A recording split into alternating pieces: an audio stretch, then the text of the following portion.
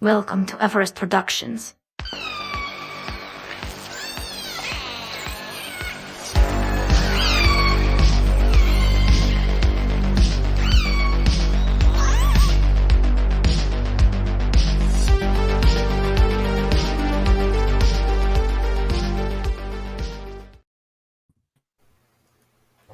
Hello, Thesbians and my Satyrshians. Did I pronounce that right? Hello, Wanderers of the Sea. We are going to be talking about a movie today. We are. That's amazing. I can't believe it. I am shocked. Shocked and amazed. Amazed and We are shocked. going to be talking about Make My Day. We're going to be talking about Dirty Harry, a classic movie.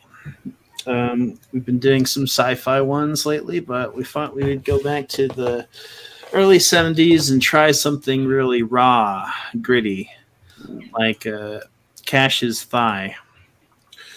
And then we have Paul in the chat. Hello, guys. Hey, Paul. People stay away from my thighs, man. Gap. I don't know about that gap, though. I don't know. Stay away from all very. my thighs. Again, the streams are popping. So where's the? So I'll put it. If you want to pop in and talk about the movie, there it is. Pop in, pop off, pop in, pop off. The popper. So this is a very raw and gritty movie. Raw and gritty. I gotta say it three times. Oh, we have the Scorpio Killer right there, and then we have Dirty Harry. So this is this was pretty much the movie that created the buddy cop formula. Or no. I wouldn't say that. No. No, I got that wrong. The loose cannon cop. The I don't need your business. I can do things on my own kind of cop. And this was the first movie to do that.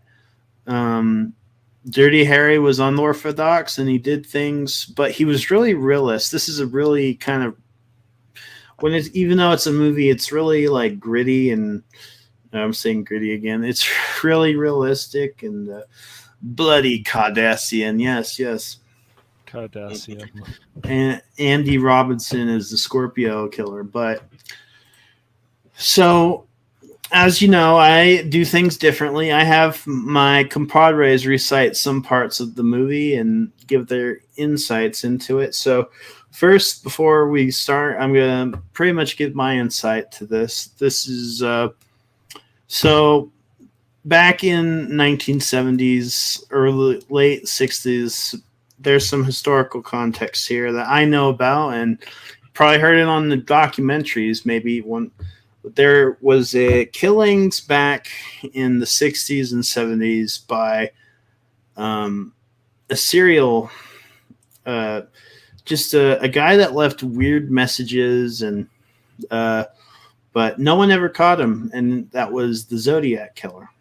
Mm-hmm. And it all happened in San Francisco. I think his breed was 66 to 69 in San Francisco. Yes. Mm-hmm. They never, as far as I know, the case is still open. It might close because I'm sure the Zodiac Killer by now is old and probably, but. One of this inspired the story of Dirty Harry because the Scorpio Killer is basically the Zodiac Killer, but they managed to figure him out a little easier. Now you could say villainy. There's always an evil that lurks in front of your face, and this is the Scorpio Killer played by. Elam Garak, otherwise known as Andy Robinson. And this guy is crazy. They picked the perfect guy to play this loon. This guy screams like he's like very psychotic, but he's very intelligent, I would say. He knows what he's doing. And he's targeting all these women and innocents and I would say pretty much he keeps so the movie Dirty Harry is, a cop living in San Francisco. And I have to say, I have to commend this movie on a big thing, though. The cinematography, the lighting in this movie is really good. For the most part, this movie takes place at night and is dark. It is like naturally dark. Like you can't see nothing, but it adds to the whole heebie-jeebies of where the hell is this guy gonna strike next? And we pretty much start with Inspector Callahan getting assigned the mission to investigate and figure out what the killer wants and how to deal with him first before they answer his ransoms. And I'm going to hand it over to my the first co-host, Mike, to go from there. So give us your insight on the story so far. And Well, the story so far, it's just a great story to begin with, especially when you have a star like Clint Eastwood carrying the whole movie, because he really does carry the whole movie. And with this movie starting off in the streets of early 1970s San Francisco, you really do see that, especially in this movie, the Zodiac Killer, or Scorpio Killer, as he's known in this movie, even though they don't actually say it, uses high rises and tall buildings to strike his victims. And they try to counteract this by having a policeman on top of every building. Initially at first, and they had a helicopter, and the helicopter does manage to spot him when he's about to kill a homosexual couple in the park.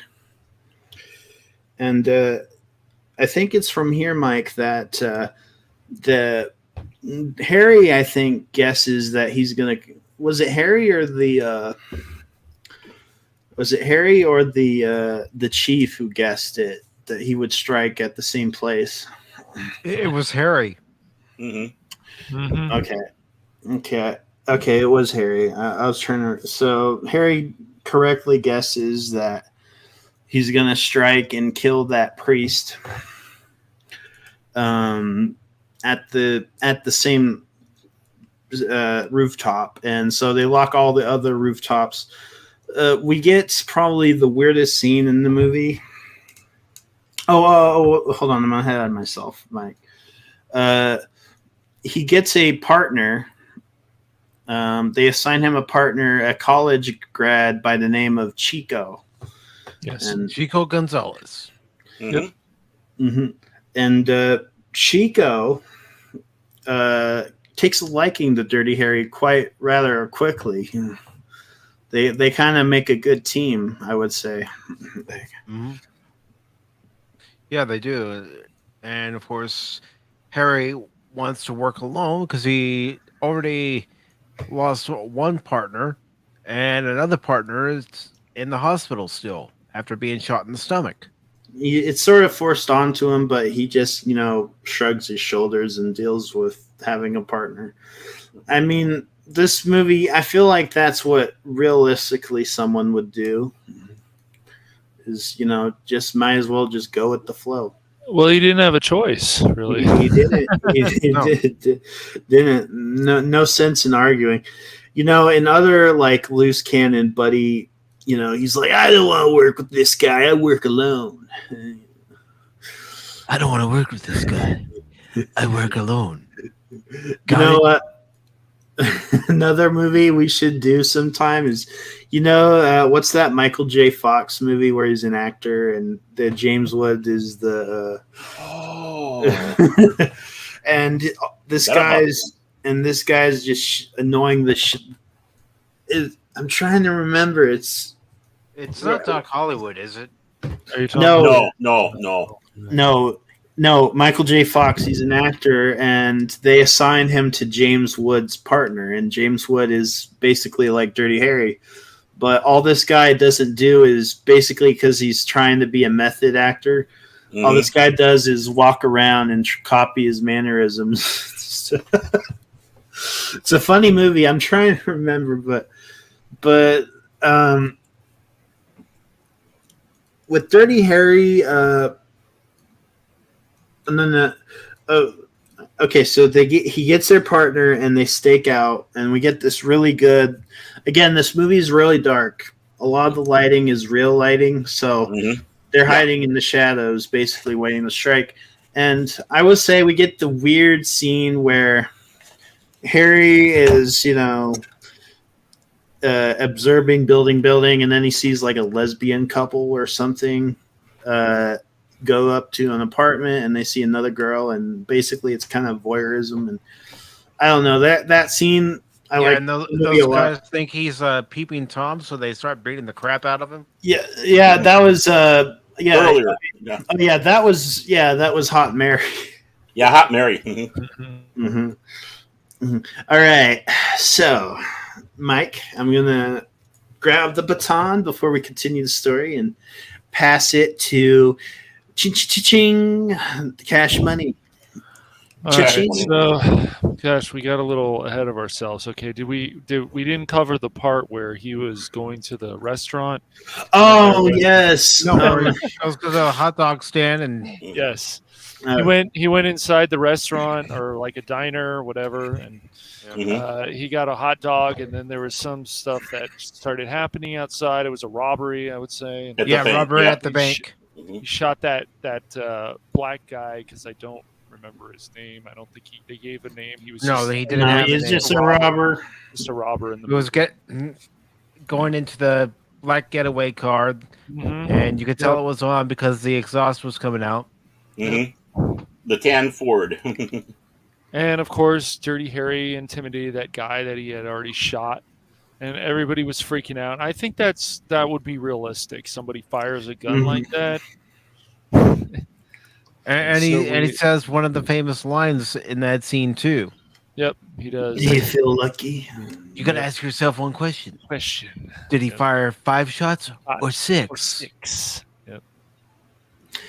Yeah, well, that's a character introduction. And it's a really good one too. Okay, I missed that scene. You guys covered the rooftops, but you missed the scene of the restaurant. Okay, but we covered it pretty. All right, so I'm gonna. So what happens from there, Cash? Oh man, the story. What happens from the rooftops? The rooftop. I think you guys covered that, didn't you? Because Dirty Harry, they were they were waiting for. They spotted him, and that was before the diner scene. Oh, I remember correctly. The more I think about this movie short, because I think after this is where he prompts. He's like, "I want more money. I want." Yeah, you should not interfered. Oh! Don't forget the part where he rescued. He goads a man from not killing. Oh, I mean, the guy that was going to jump.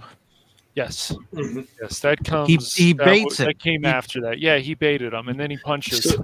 So basically, the movie is we're seeing pretty much how much of a badass Dirty Harry is, but while he's doing this mission trying to locate the Scorpio killer, right? And we finally, so we get to probably running around San Francisco bit, and I'm gonna pass the baton to the Scorpio himself, Mr. Barron. Okay, Pass it on to that punk. Okay, so where exactly did we leave off here? Because it got kind of convoluted. Yeah, it did. Okay, let me go from beginning to end. So, Dirty Harry's a cop. Yeah. Well, okay, I'll start from the beginning. With the jumper, or we're at the jumper, right? We got the jumper.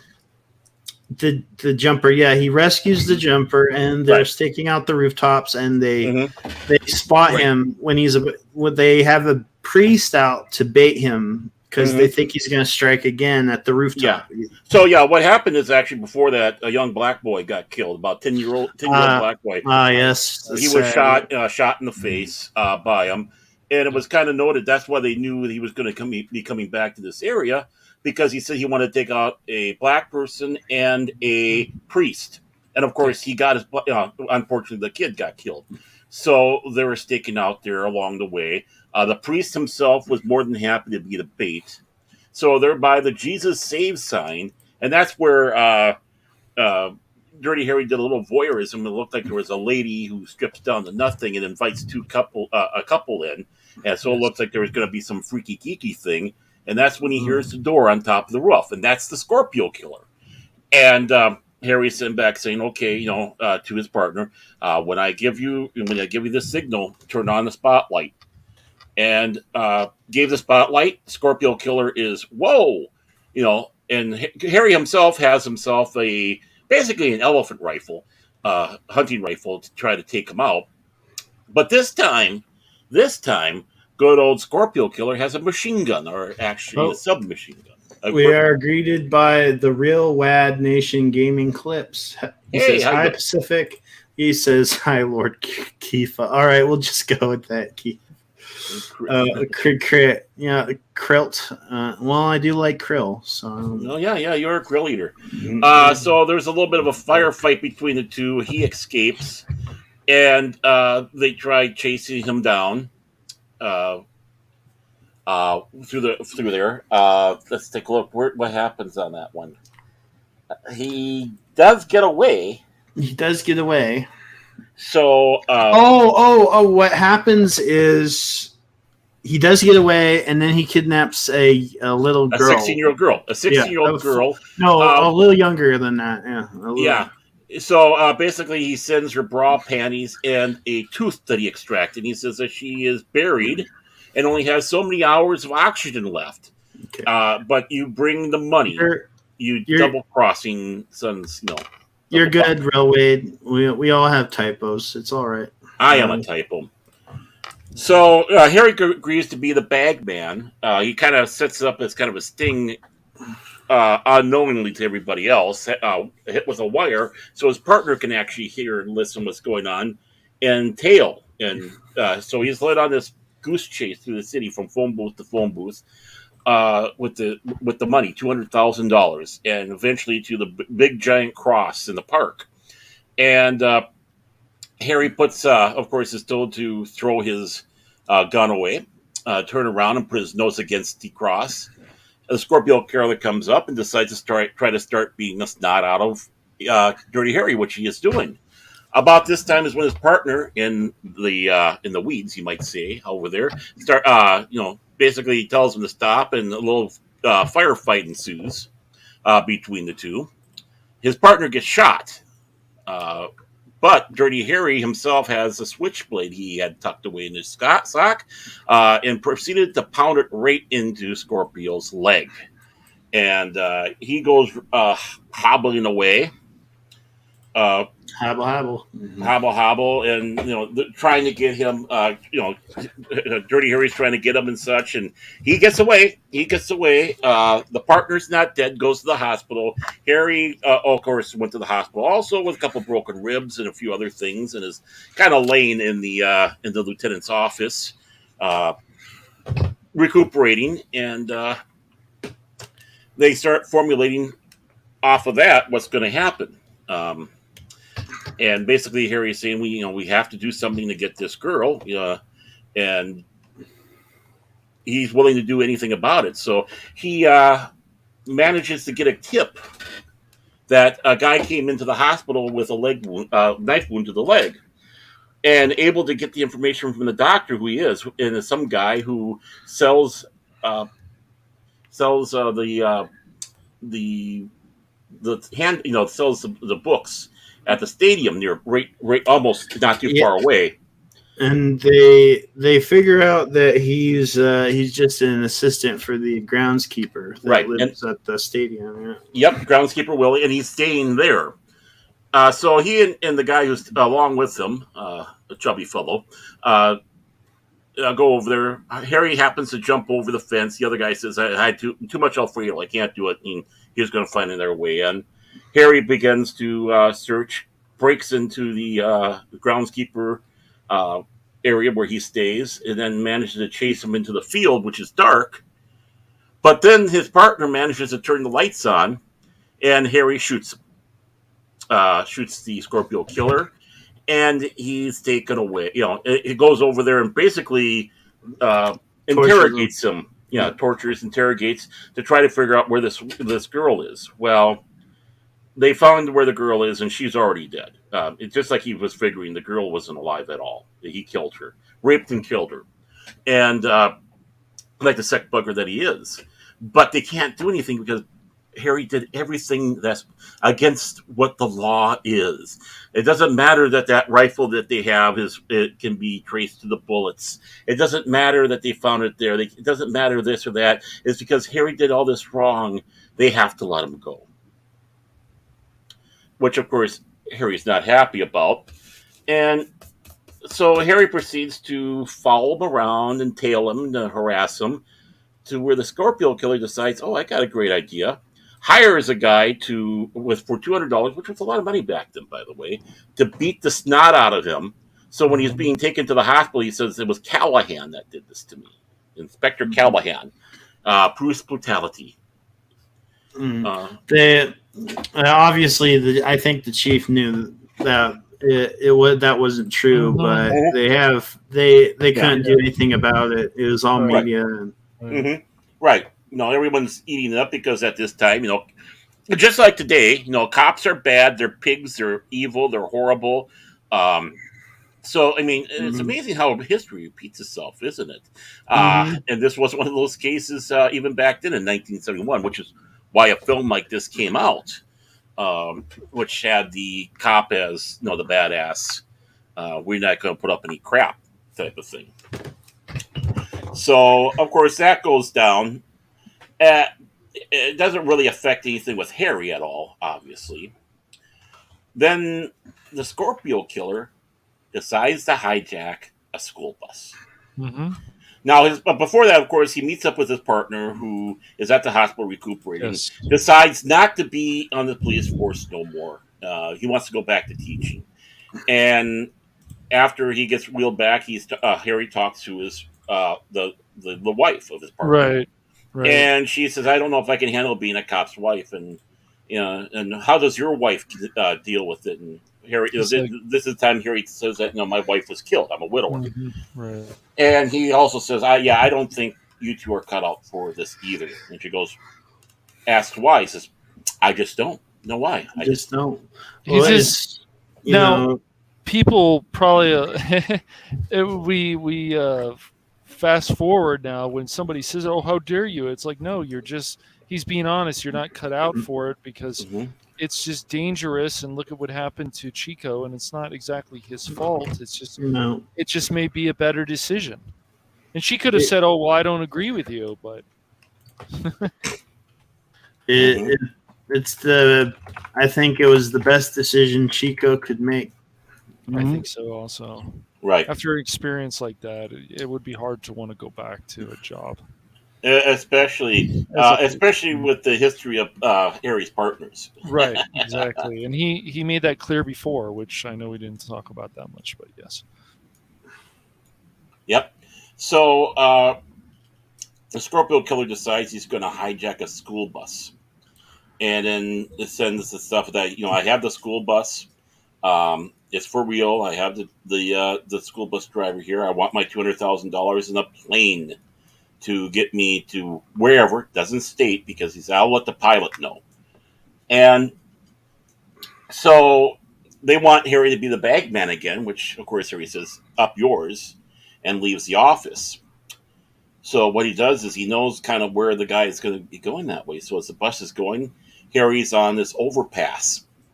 As the bus comes along, jumps down on the bus, The Scorpio Killer takes over the bus from the school bus driver after knocking And the himself out. Scorpio Killer started to freak out when he saw Harry on the overpass. He's like, We He's like, also, I think we also missed the part, of course, when he beat up that bartender.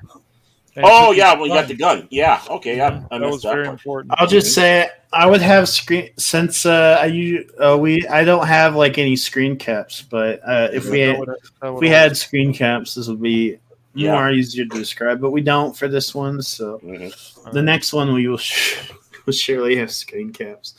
But no, the like Larry, Dirty Larry, Larry.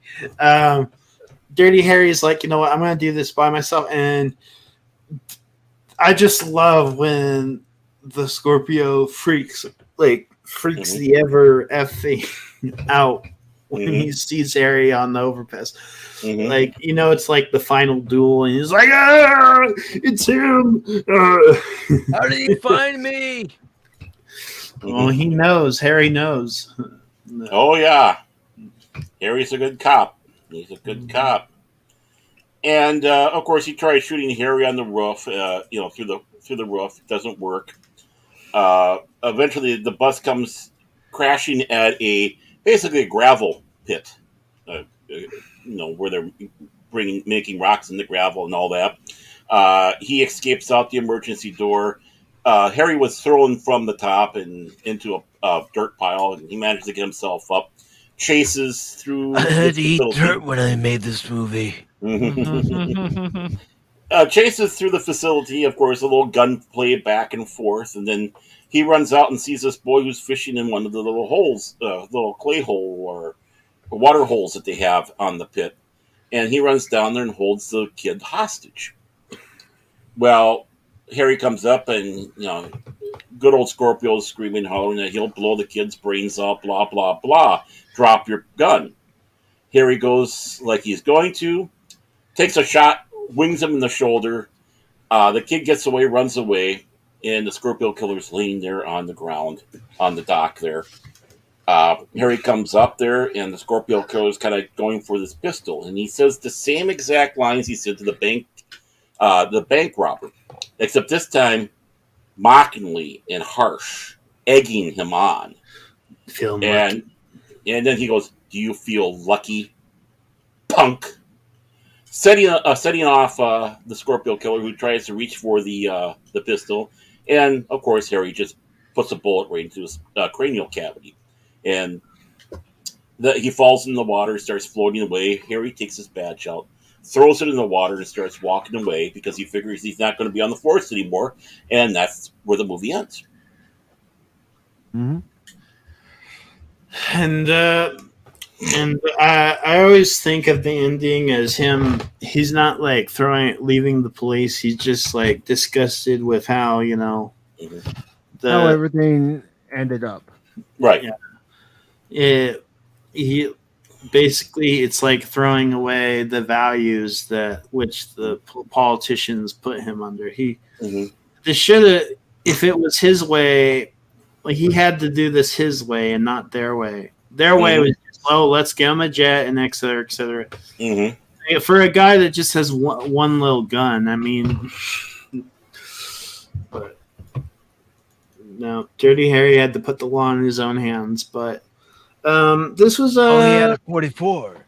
You got to ask yourself one question: did he fire five shots or 6? Well, in all this excitement, I kind of lost count myself. So, you have to ask yourself, do you feel lucky? This movie is not too long, but I think the way it's paced and stuff, it's actually kind of short. Like, there's not a lot, and I think that's what gives it's very paced good, and it's not ever boring. It's very intriguing. Yes, I would say.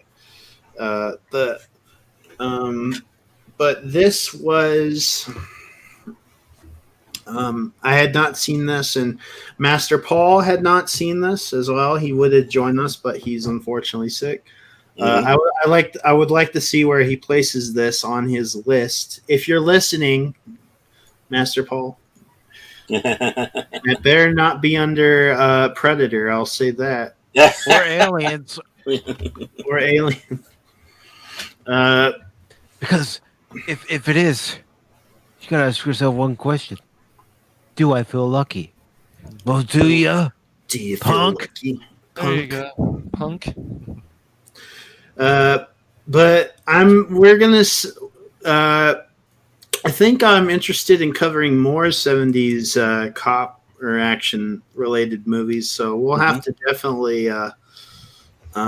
Maybe we might do Dirty Harry 2 in the future. Oh, that would be the Magnum Force. Magnum Force with David Soul is in that one. Wah wah wah wah wah.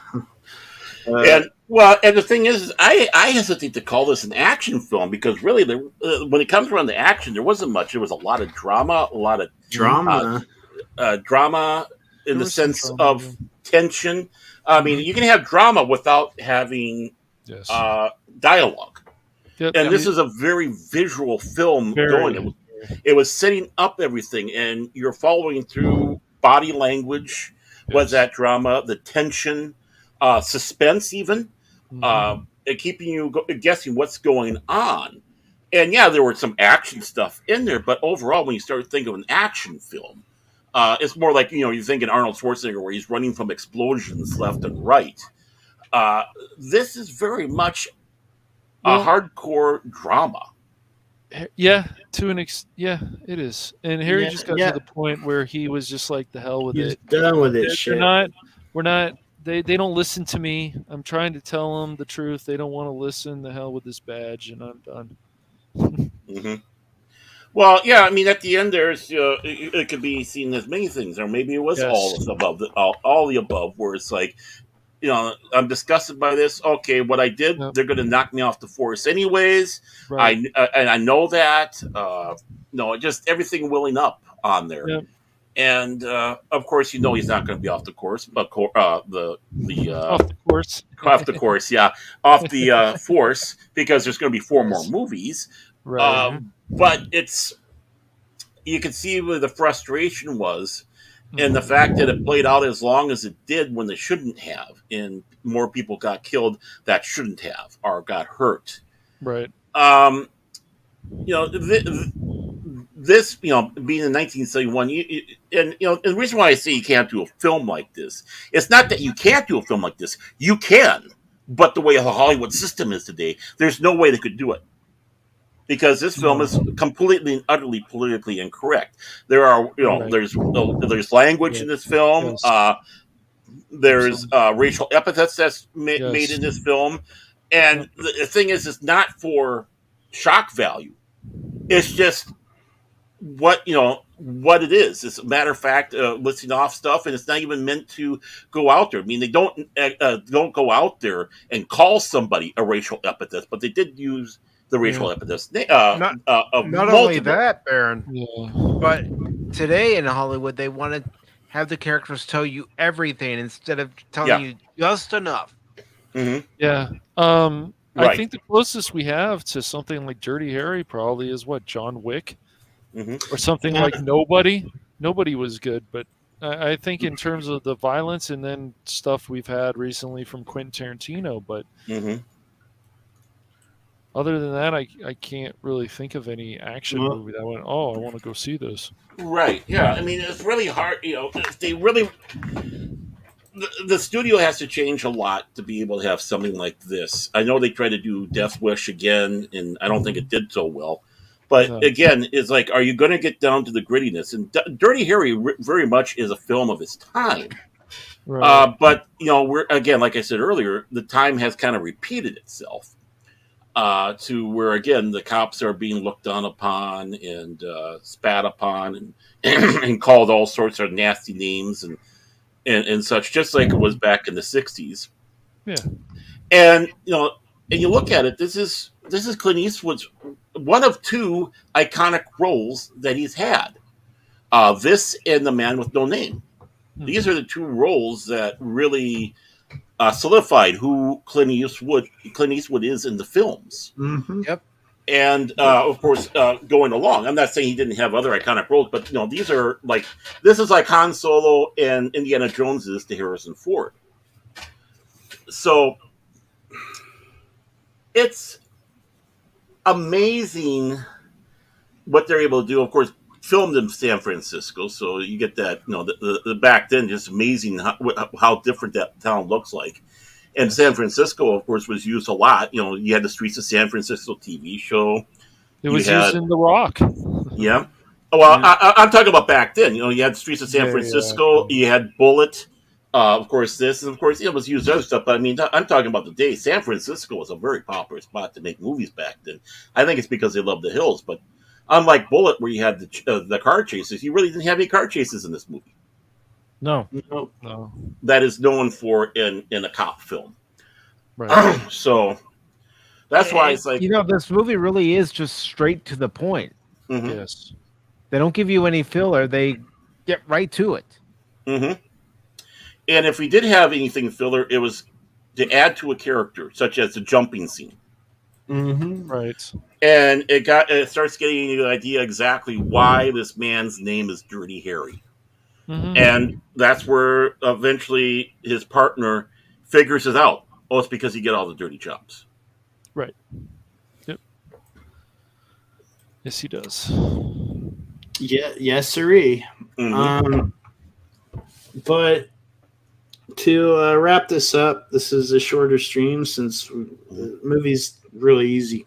I would like to get Paul's and Phil's perspective, maybe another time. Yeah. But yeah, this was a good film, and I was glad it was next on our movies list. Mm-hmm. What do we give it out of 10? I give it a 9. I give this movie 9. Yeah. Oh, easy 9. Easy 9 on here. And, and just to give people an idea to a little bit behind the scenes on this one, besides the fact this was Andrew Garrison's first motion picture film role. Before that, he was on scene. Andy Robinson, thank you. Andy Robinson, yeah. This was his first film role that he had. Before that, he was in a play where he was discovered for this part. And it made it hard for him to get out of this type of role. And, of course, he was very nervous around firearms because he didn't like firearms, but yet here he's supposed to be this, carrying various forms of them and be shot at. Originally, they were looking at Robert Mitchum, Frank Sinatra, John Wayne as being the lead as Dirty Harry. You had people like Irving Kershner, who went on to do Empire Strikes Back and RoboCop 2 as being a director. And John Milnes is also someone who helped in the writing process of this movie. Which, when you start hearing a lot of these names, it's like, wow, this film was destined to become a good film. Yep. Even though some of these people didn't go through and be part of the film, you could see that this was a film that was trying to go out there and make an impact, and it did. It did, and who knew at the time that Andy Robinson would later be best known as just a simple tailor. Mm-hmm. Simple tailor. Mm-hmm. His performance in this movie is it's very psychotic. I don't know. Mm-hmm. I guess his voice hasn't changed either. I think he was in his 20s when he did this, but yeah, he was rather young. And of course he went on to direct also Voyager episodes and such like that. So he's in front of and behind the scene cameras and such. So yeah, and he's been in a lot of movies. I mean, you take a look at his filmography and you can see what he's been in such along the way. And a lot of them were the fact that he was a crazy killer and some of the stuff. He kind of got typecast. He also did this role so well that he got death threats after this movie came out. Yeah, and he's talked about that in interviews, and he was even shocked at the fact that the producers of DS9 even wanted him. Mm-hmm. Yeah, he wanted to play Odo, and Renee Hashimoto got it, and they gave him Garak. He didn't want to go Garak, but financially he needed the money, so he went on to do Garak. And the thing about him, when he went on to play Garak, he's claustrophobic. So as soon as they put all that makeup on, he felt he was trapped, but eventually he got used to it. Mm-hmm. All right. Mm-hmm. It's the Wheel of Morality. Wheel of Morality. Turn. Tell us what lesson we should learn. Morality. And we got Free Willy on there as a free space. Yeah. Although if it lands on it, I don't know. Maybe Logan's right. Oh, God. Dragon Slayer. All right. I'm gonna shuffle. Is there any suggestions, Cash Winning, you want to add to the current list? Do we have French Connection on there? No, it's not on there. No, we will add that. Mm-hmm. That's a movie I do want to watch. And if you want one of those gritty 70s films, Death Wish, the original one with Charles Bronson. Death Wish. All right. Okay, let me see. What's free on YouTube? Mm-hmm. I think I looked. A lot of these were free on YouTube. Yeah. Or no, Ratatouille's on YouTube. I don't know. I don't think Ratatouille is. What time period are we looking at here? 70s, 80s? Any. Okay. Yeah. Hold on. I'm going to go TCM, Eternal Classic Movies. Yeah.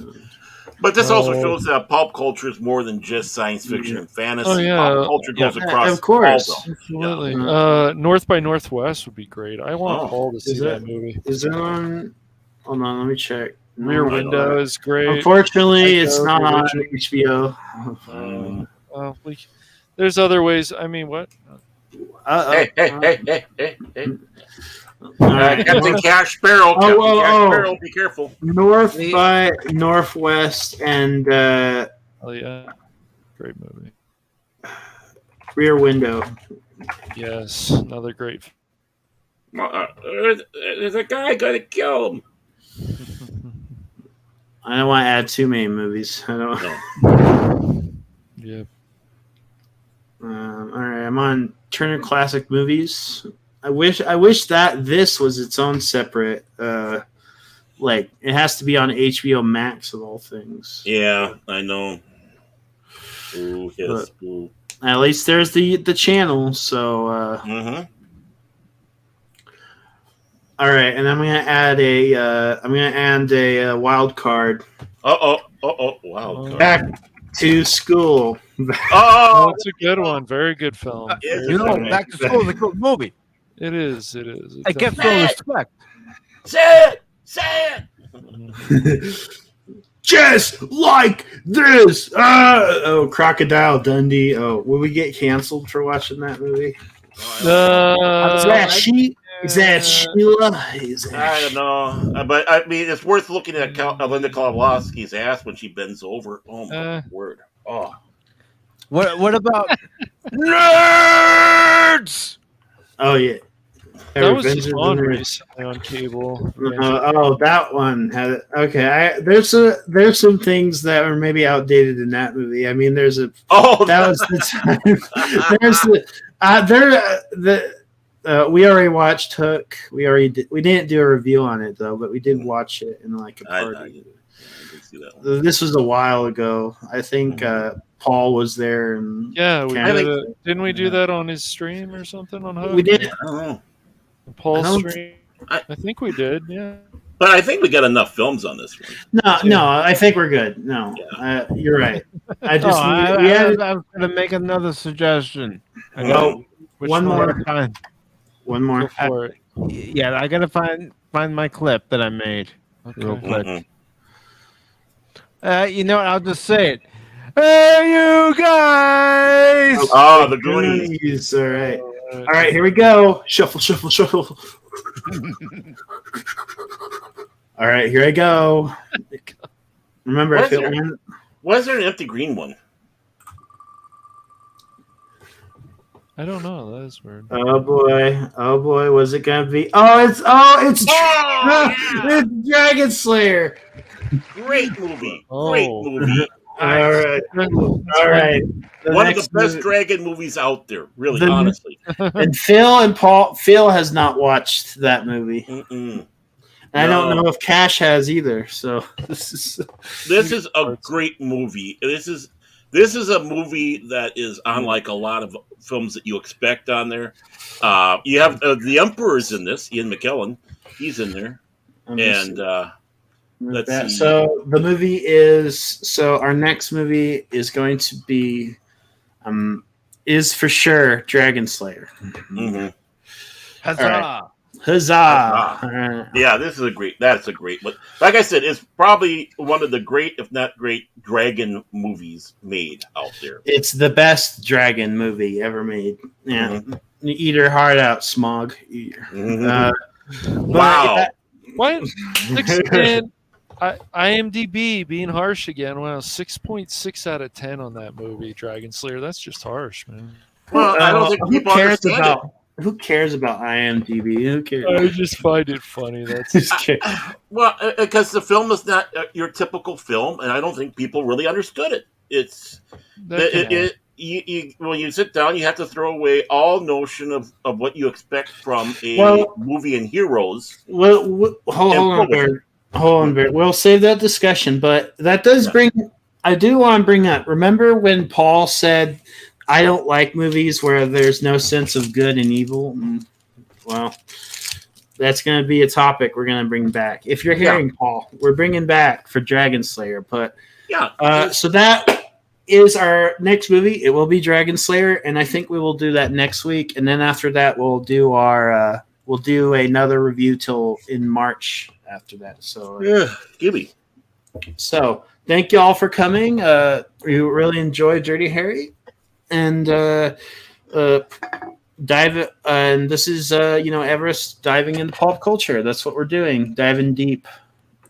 And if you feel lucky, you'll hit that subscribe button, punk. That's right. Hit the subscribe button. Do it. Go ahead, make his day. All right. And thank y'all for coming. What the